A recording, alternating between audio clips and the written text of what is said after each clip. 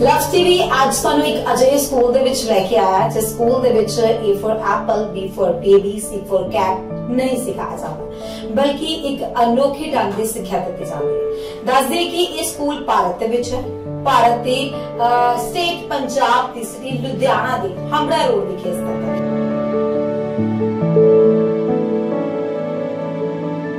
A for admin, B for ballot box, C for constitution, D for democracy, E for election, F for freedom, G for government, H for happy, I for independence, J for judge, K for knowledge, L for law, M for money, N for notice, O for opinion, P for power, Q for question, R for right, S for social, T for tax, C for unique, V for vote, W for work, X for X-ray, Y for youth, Z for zero.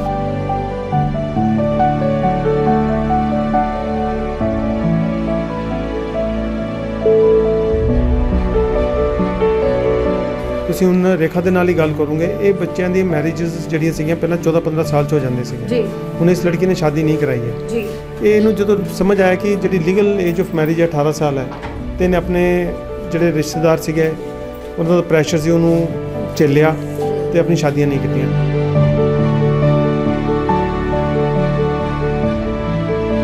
मेरे नानी के गांव से call आया था, बोला कि रेखा और सीता को भेज दो, उनको मैरिड कर देते हैं। तो आपने क्या बोला उस समय? मैंने बोला कि अभी उम्र नहीं है, 18 उम्र होती है लड़की जात की शादी होने की या उससे ज़्यादा भी। तो उनका क्या जवाब आया?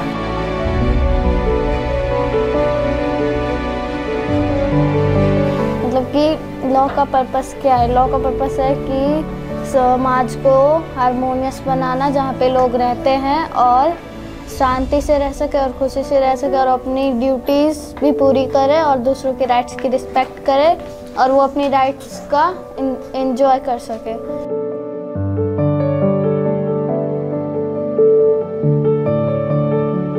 Tax is that money which is paid to the government by the public. Tax हम कैसे देते हैं? जैसे 5 रुपए की चीज़ है तो उसमें 2 रुपये टैक्स चली जाती है, 3 रुपये की हमें चीज़ मिल जाती है।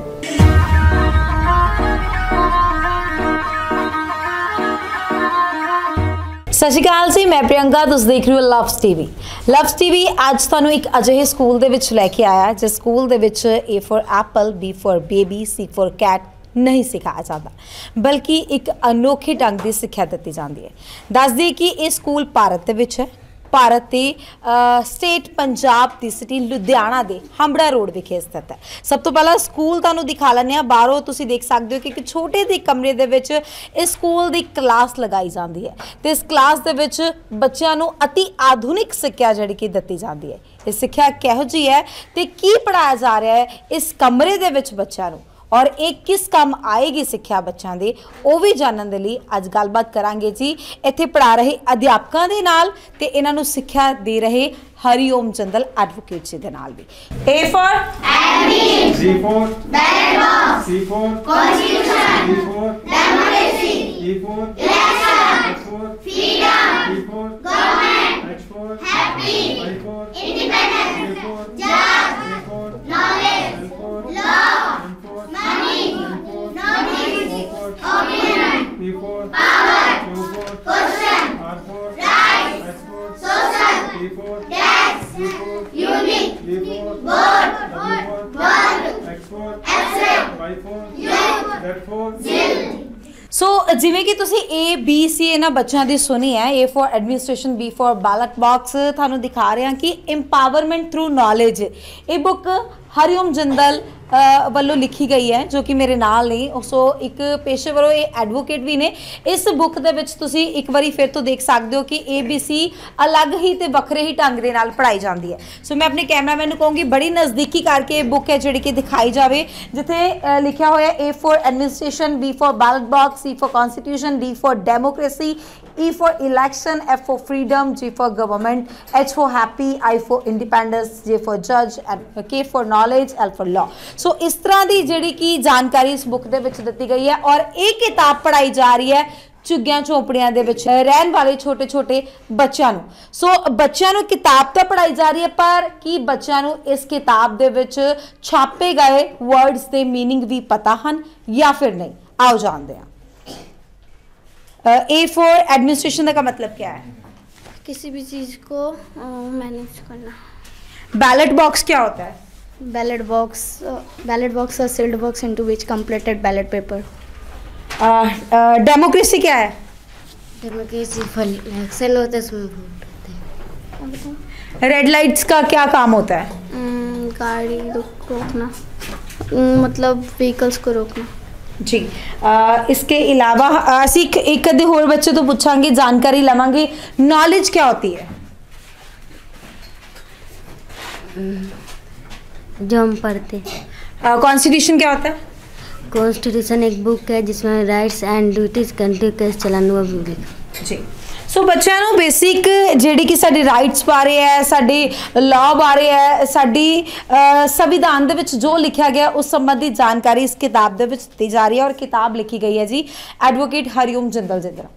ਸੋ ਗੱਲਬਾਤ ਕਰਾਂਗੇ ਸਰ ਦੇ ਨਾਲ। ਸਤਿ ਸ਼੍ਰੀ ਅਕਾਲ ਸਰ। ਸਤਿ ਸ਼੍ਰੀ ਅਕਾਲ ਜੀ। ਸਰ ਲਵਸ ਟੀਵੀ ਦੇ ਵਿੱਚ ਤੁਹਾਡਾ ਸਵਾਗਤ ਹੈ।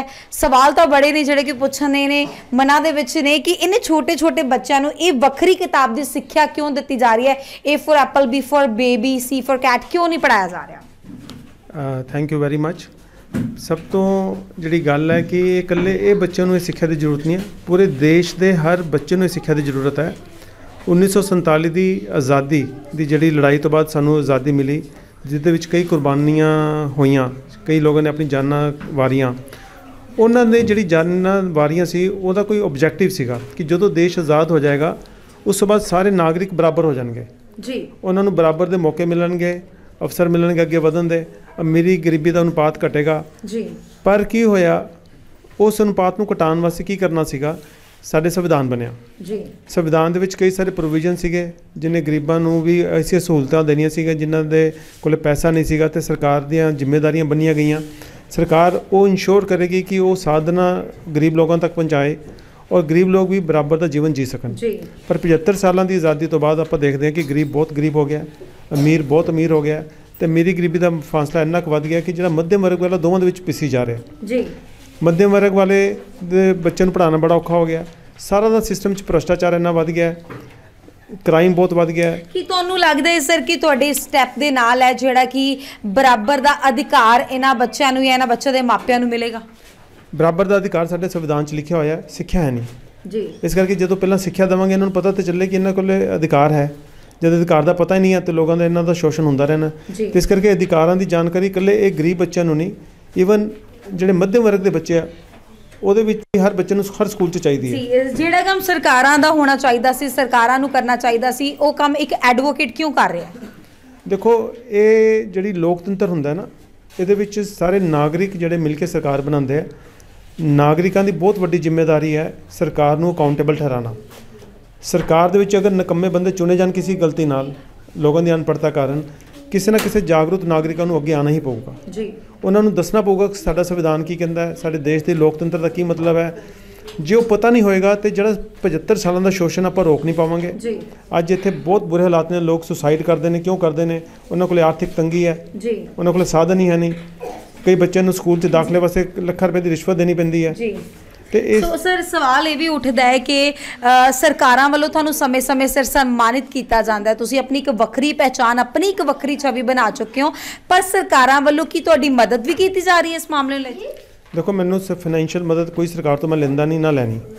ਮੈਂ ਸਰਕਾਰ ਨੂੰ ਇੱਕੋ ਕਿਹਾ ਵੀ ਇਹ ਜਿਹੜੀ ਸਿੱਖਿਆ ਤੁਸੀਂ ਪੂਰੇ ਦੇਸ਼ ਵਿੱਚ ਲਾਗੂ ਕਰੋ। ਪ੍ਰਾਈਮ ਮਿਨਿਸਟਰ ਸਾਹਿਬ ਨੂੰ ਵੀ ਲਿਖਿਆ, ਮੁੱਖ ਮੰਤਰੀ ਸਾਹਿਬ ਨੂੰ ਵੀ ਲਿਖਿਆ, ਕਈ ਸਟੇਟਾਂ ਨੂੰ ਵੀ ਲਿਖਿਆ, ਪਰ ਉਹ ਖਾਨਾ ਪੂਰਤੀ ਕਰਕੇ ਇਹ ਸਿੱਖਿਆ ਲਾਗੂ ਨਹੀਂ ਕਰਦੇ। ਕਿਉਂਕਿ ਇਹ ਜੇ ਸਿੱਖਿਆ ਲਾਗੂ ਹੋ ਗਈ, ਲੋਕ ਜਾਗਰੂਕ ਹੋ ਜਾਣਗੇ ਜੀ। ਜਦੋਂ ਲੋਕ ਜਾਗਰੂਕ ਹੋ ਜਾਣਗੇ ਤੇ ਗਰੀਬੀ ਔਰ ਅਮੀਰੀ ਦਾ ਅਨੁਪਾਤ ਬਹੁਤ ਘਟ ਜਾਏਗਾ ਜੀ। ਸੋ ਤੁਹਾਨੂੰ ਇੱਕ ਵਾਰੀ ਫਿਰ ਤੋਂ ਦੱਸ ਦਿੰਦੇ ਹਾਂ ਕਿ ਜੇਕਰ ਇਹ ਸਿੱਖਿਆ ਲਾਗੂ ਹੋ ਜਾਂਦੀ ਹੈ ਸਕੂਲਾਂ ਦੇ ਵਿੱਚ, ਸਟੇਟਸ ਦੇ ਵਿੱਚ ਜਾਂ ਫਿਰ ਇੰਡੀਆ ਦੇ ਵਿੱਚ, ਤੇ ਲੋਕ ਜਾਗਰੂਕ ਹੋ ਜਾਣਗੇ। ਜਾਗਰੂਕ ਹੋਏ ਲੋਕ ਕੀ ਮੰਗਣਗੇ? ਆਪਣੇ ਅਧਿਕਾਰ, ਤੇ ਅਧਿਕਾਰਾਂ ਤੋਂ ਸਰਕਾਰ ਹੈ ਜਿਹੜਾ ਕਿ ਲੋਕਾਂ ਨੂੰ ਵਾਂਝੇ ਰੱਖਣਾ ਚਾਹੁੰਦੀ ਹੈ। ਇਸ ਦੇ ਲਈ ਇਹ ਸਿੱਖਿਆ ਸਕੂਲਾਂ ਦੇ ਵਿੱਚ ਲਾਗੂ ਨਹੀਂ ਕੀਤੀ ਜਾ ਰਹੀ। ਇਹ ਬੁੱਕ ਜਿਹੜੀ ਕਿ ਹਰੀਓਮ ਜਿੰਦਲ ਜੀ ਵੱਲੋਂ ਲਿਖੀ ਗਈ ਹੈ, ਜਾਣਾਂਗੇ ਇਸ ਬੁੱਕ ਦੇ ਵਿੱਚ ਕੀ ਕੀ ਲਿਖਿਆ ਗਿਆ ਤੇ ਕਿਸ-ਕਿਸ ਦੇ ਕਿਹੜੇ-ਕਿਹੜੇ ਅਧਿਕਾਰਾਂ ਬਾਰੇ ਗੱਲ ਕੀਤੀ ਗਈ। ਦੇਖੋ, ਇਹ ਬੁੱਕ ਇੱਕ ਪ੍ਰੀਲਿਮਿਨਰੀ ਫਾਰਮ ਦੇ ਵਿੱਚ ਉਹਨਾਂ ਸਬਜੈਕਟਾਂ ਦੀ ਇੰਟਰੋਡਕਸ਼ਨ ਦਿੰਦੀ ਹੈ ਜਿਹੜੀ ਇੱਕ ਹਰ ਨਾਗਰਿਕ ਨੂੰ ਜ਼ਰੂਰੀ ਹੈ ਸਮਝਣਾ, ਜਿਵੇਂ ਕੌਨਸਟੀਟਿਊਸ਼ਨ ਦੇ ਬਾਰੇ, ਲੋਕਤੰਤਰ ਕੀ ਹੁੰਦਾ ਉਹਦੇ ਬਾਰੇ, ਟੈਕਸਿਸ ਦਾ ਕੀ ਰੋਲ ਹੈ, ਰਾਈਟਸ ਕਿਉਂ ਬਣੇ, ਉਹਦਾ ਕੀ ਮਹੱਤਤਾ ਇੱਕ ਆਮ ਨਾਗਰਿਕ ਦੇ ਜੀਵਨ ਦੇ ਵਿੱਚ। ਉਸ ਤੋਂ ਬਾਅਦ ਸੋਸ਼ਲ ਸਰਵਿਸ ਕੀ ਹੁੰਦੀ ਹੈ, ਐਡਮਿਨਿਸਟ੍ਰੇਸ਼ਨ ਕਿੱਦਾਂ ਚੱਲਦੀ ਹੈ ਪੂਰੇ ਦੇਸ਼ ਨੂੰ, ਸਰਕਾਰੀ ਮੁਲਾਜ਼ਮਾਂ ਨੇ ਕਿਸ ਤਰੀਕੇ ਦੇ ਨਾਲ ਲੋਕਾਂ ਨੂੰ ਬੈਨੀਫਿਟਸ ਪਹੁੰਚਾਉਣੇ ਨੇ, ਉਹਦੀ ਜਿਹੜੀ ਬੇਸਿਕ ਮੁੱਢਲੀ ਜਾਣਕਾਰੀ ਹੈ ਉਹ ਬੁੱਕ ਦੇ ਵਿੱਚ ਇੰਨੀ ਕੁ ਵਧੀਆ ਤਰੀਕੇ ਨਾਲ ਲਿਖੀ ਹੋਈ ਹੈ ਕਿ ਜਿਹੜਾ ਵੀ ਪੜ੍ਹੇਗਾ ਔਰ ਸਮਝੇਗਾ ਉਹ ਇੱਕ ਐਸਾ ਨਾਗਰਿਕ ਬਣ ਜਾਏਗਾ ਜਿਹੜਾ ਅਵੇਕਨਡ ਕਵਾਂਗੇ ਆਪਾਂ। ਜੀ ਮੈਨੂੰ ਹਰੀਓਮ ਸਰ ਇਹ ਵੀ ਗੱਲ ਦੱਸੋ ਕਿ ਜਦੋਂ ਇਹ ਬੁੱਕ ਤੁਸੀਂ ਬੱਚਿਆਂ ਨੂੰ ਪੜ੍ਹਾਉਣੀ ਚਾਹੀ, ਕਿੰਨਾ ਕੁ ਸਮਾਂ ਇਹਨਾਂ ਬੱਚਿਆਂ ਨੂੰ ਹੋ ਗਿਆ ਕਿ ਕਿਸੇ ਬੱਚੇ ਨੇ ਇਸ ਬੁੱਕ ਦੇ ਵਿੱਚ ਲਿਖੇ ਅਧਿਕਾਰ ਦਾ ਕਦੇ ਯੂਜ਼ ਵੀ ਕੀਤਾ? ਦੇਖੋ ਇਹ ਬੱਚੇ ਜਿਹੜੇ ਤੁਸੀਂ ਅਗਰ 8 ਸਾਲ ਪਹਿਲਾਂ ਮਿਲੇ ਹੁੰਦੇ ਤੇ ਇਹਨਾਂ ਦਾ ਜਿਹੜਾ ਬਿਹੇਵੀਅਰ ਸੀਗਾ, ਕੰਡਕਟ ਸੀਗਾ, ਉਹ ਬੜਾ ਰੂਡ ਸੀ। ਇਹਨਾਂ ਨੂੰ ਕੋਈ ਗਿਆਨ ਨਹੀਂ ਸੀ ਕਿੱਦਾਂ ਸਮਾਜ 'ਚ ਰਹਿਣਾ। ਅੱਜ ਇਹ ਬੜੇ ਰਿਸਪੌਂਸਿਬਲ ਸਿਟੀਜ਼ਨ ਹੈ। ਇਹਨਾਂ ਦੀ ਕੌਨਸ਼ੀਅਸਨੈਸ ਦੇ ਵਿੱਚ ਡਿਊਟੀ ਦਾ ਕਨਸੈਪਟ ਚਲਾ ਗਿਆ, ਡਿਊਟੀ ਕੀ ਹੁੰਦੀ ਹੈ। ਉਹ ਡਿਊਟੀ ਇਹਨਾਂ ਨੂੰ ਪਤਾ ਚੱਲ ਗਿਆ ਵੀ ਜੇ ਅਸੀਂ ਰਾਈਟ ਲੈਣੇ ਸਭ ਤੋਂ ਪਹਿਲਾਂ ਡਿਊਟੀ ਹੈ ਕਿ ਦੂਜੇ ਦਾ ਰਾਈਟ ਨੂੰ ਓਨਰ ਕਰੀਏ। ਤੇ ਇਹ ਜਿਹੜਾ ਬਿਹੇਵੀਅਰਲ ਚੇਂਜਿਸ ਹੈ ਇਹ ਬਹੁਤ ਵੱਡਾ ਹੋਇਆ। ਹਾਲੇ ਛੋਟੇ ਨੇ ਬੱਚੇ, ਪਰ डेफिनेटली ਜਿਵੇਂ ਜਿਵੇਂ ਵੱਡੇ ਹੋਣਗੇ ਇਹ ਭੁੱਲਣਗੇ नहीं इस गल ਨੂੰ। जी सो बच्चा तो जानना चाहते हैं कि कोई बच्चा ये जो राइट्स आपको इस बुक में बताए गए हैं, क्या आप जाके अपने घर पे पेरेंट्स को बताते हो कि हमें ऐसा नहीं ऐसा करना चाहिए? कभी आपने अपने पेरेंट्स को गाइड किया? यस किया बताएं। जी तो स्कूल जाने के बारे में कभी सोचा है कि मेरे को स्कूल जाना है? अभी स्कूल गए हो कभी? नहीं, पहले पढ़ती थी ताजपुर रोड तो में छोड़ थी। क्यों दिया? उधर से हम इधर आ गए इसीलिए। तो यहाँ पे क्लास लगा के कैसा लगता है आपको? बढ़िया लगता है क्योंकि ये नॉलेज कहीं नहीं मिलती। जी और इसमें जो नॉलेज है आपको उसकी पूरी जानकारी है? हाँ। सो सर ये बच्चे ਜਿਹੜੇ ਕਿ ਜਿਨ੍ਹਾਂ ਨੂੰ ਨੌਲੇਜ ਮਿਲ ਰਹੀ ਹੈ ਕਿ ਇਹਨਾਂ ਦੇ ਐਗਜ਼ਾਮ ਹੋਣਗੇ, ਇਹਨਾਂ ਨੂੰ ਕੋਈ ਸਰਟੀਫਿਕੇਟ ਵੀ ਮਿਲੇਗਾ?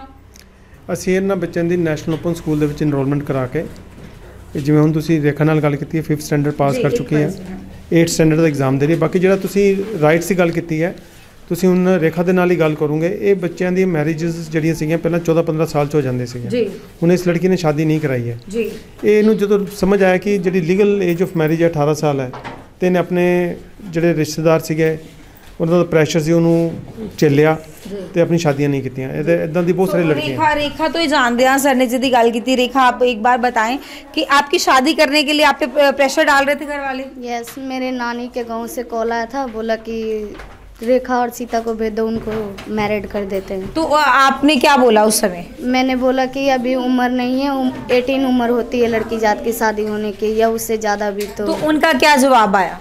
उनका बोला ठीक है फिर। जी सो इसी तरह ही तुसी एक बारी क्लास ਦੇ ਵਿੱਚ ਨਜ਼ਰ ਮਾਰ ਸਕਦੇ ਹੋ ਕਿ ਲੜਕੇ ਨਾਲੋਂ ਘੱਟ ਲੜਕੀਆਂ ਨੇ ਜਿਨ੍ਹਾਂ ਨੂੰ ਜਾਗਰੂਕ ਕੀਤਾ ਜਾ ਰਿਹਾ, ਔਰ ਲੜਕੀਆਂ ਦਾ ਅੱਜ ਦੀ ਡੇਟ ਦੇ ਵਿੱਚ ਜਾਗਰੂਕ ਹੋਣਾ ਬੇहद ਜ਼ਰੂਰੀ ਹੈ ਆਪਣੇ ਅਧਿਕਾਰਾਂ ਬਾਰੇ, ਆਪਣੇ ਰਾਈਟਸ ਨੂੰ ਲੈ ਕੇ। ਸੋ ਇਹ ਬੱਚੇ ਤੁਸੀਂ ਦੇਖ ਸਕਦੇ ਹੋ ਕਿ ਇੱਥੇ ਕਲਾਸ ਲਗਾਉਂਦੇ ਨੇ। ਇਸ ਛੋਟੀ ਜਿਹੀ ਕਲਾਸ ਦੇ ਵਿੱਚ ਇੱਕ ਅਨੋਖੇ ਢੰਗ ਦੇ ਨਾਲ ਬੱਚਿਆਂ ਨੂੰ ਸਿੱਖਿਆ ਦਿੱਤੀ ਜਾ ਰਹੀ ਹੈ, ਜੋ ਕਿ ਬਹੁਤ ਹੀ ਜ਼ਿਆਦਾ ਐਪਰੀਸ਼ੀਏਬਲ ਹੈ। ਸੋ ਬਹੁਤ ਬਹੁਤ ਧੰਨਵਾਦ ਸਰ ਤੁਹਾਡਾ ਇੰਨੀ ਜਾਣਕਾਰੀ ਸਾਂਝੀ ਕਰਨ ਦੇ ਲਈ। ਕੋਈ ਮੈਸੇਜ ਦੇਣਾ ਚਾਹੋਗੇ ਦਰਸ਼ਕਾਂ ਨੂੰ ਤਾਂ ਜ਼ਰੂਰ ਦੇ ਸਕਦੇ। ਮੈਂ ਦਰਸ਼ਕਾਂ ਨੂੰ ਇਹੀ ਕਹੂੰਗਾ ਕਿ ਇਹ ਦੇਸ਼ ਇਕੱਲੇ ਰਾਜਨੀਤਿਕ ਨੇਤਾਵਾਂ ਦਾ ਨਹੀਂ ਹੈ ਜਾਂ ਕੁਝ ਚੰਦ ਪਬਲਿਕ ਸਰਵੈਂਟਸ ਦਾ ਨਹੀਂ ਹੈ। ਇਹ ਦੇਸ਼ ਹਰ ਭਾਰਤੀ ਨਾਗਰਿਕ ਦਾ ਬਰਾਬਰ ਹੈ। ਜੇ ਦੇਸ਼ ਦੇ ਵਿੱਚ ਕੁਝ ਚੀਜ਼ ਗਲਤ ਹੋ ਰਹੀਆਂ ਤਾਂ ਨਾਗਰਿਕਾਂ ਨੇ ਮਿਲ ਕੇ ਸਹਿਯੋਗ ਕਰਕੇ ਇੱਕ ਦੂਜੇ ਦੇ ਨਾਲ ਉਹ ਗਲਤ ਚੀਜ਼ਾਂ ਨੂੰ ਰੋਕਣਾ ਹੈ। ਉਸ ਨੂੰ ਰੋਕਣ ਵਾਸਤੇ ਆਪਣੀ ਕੈਪੈਸਿਟੀ ਬਿਲਡ ਕਰਨ ਵਾਸਤੇ ਸਹੀ ਸਿੱਖਿਆ ਲੈਣੀ ਬਹੁਤ ਜ਼ਰੂਰੀ ਹੈ। ਸੰਵਿਧਾਨ, ਲੋਕਤੰਤਰ, ਟੈਕਸਿਸ ਇਹਦਾ ਇੰਟਰਮਿਕਸ ਹੈ। ਇਹਦੀ ਸਿੱਖਿਆ ਹਰ ਨਾਗਰਿਕ ਨੂੰ ਹੋਣੀ ਚਾਹੀਦੀ ਹੈ। ਅਤੇ ਮੈਂ ਚਾਹਾਂਗਾ ਕਿ ਲੋਕ ਜਿਹੜੇ ਨੇ ਆਵਾਜ਼ ਉਠਾਉਣ, ਸਰਕਾਰਾਂ 'ਤੇ ਦਬਾਅ ਪਾਉਣ ਕਿ ਇਹ ਸਿੱਖਿਆ ਹਰ ਬੱਚੇ ਨੂੰ ਹਰ ਸਕੂਲ ਦੇ ਵਿੱਚ ਦਿੱਤੀ ਜਾਵੇ।